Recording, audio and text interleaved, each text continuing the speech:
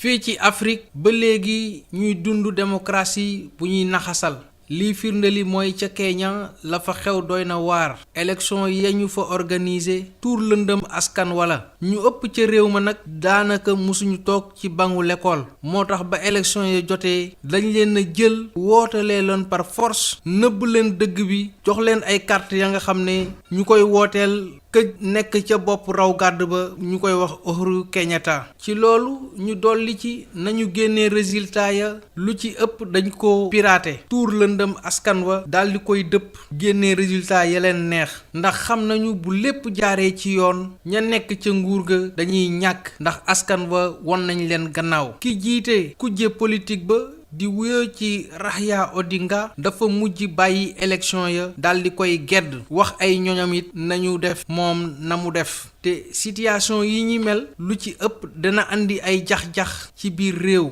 ba boo xoolee la xew ca Kenya dafa mel ni dafa dellu si waat ndax atum 2007 metti woon na lool ca réew ma ndax lañ fa faatoon ci ay bakkan bari na te lu ñuy mel rekk moo ko waroon di càcc élection fii ci Afrique nag njiitu réew yi war nañoo xam ne càcc élection jeex na fi ndax ku def li ni mel di nga andi fitna sa réew andil sa bopp ay jafe-jafe ndax lu ëpp léegi ci nit ñi yeewu nañu te dootuñu nangu mukk njiit la nga xam ne lëmbaaje élection toog ci nguur gi di fa sax dàkk la bëgg loolu li koy firndeel mooy njiit yi war nañoo xam ne nguuru yàlla rek moo dul jeex lépp lu waay mës a ngëpp di nga ko mës a wàcc léegi nag dem ca ba nga war a demee lu am solo la ndax da nga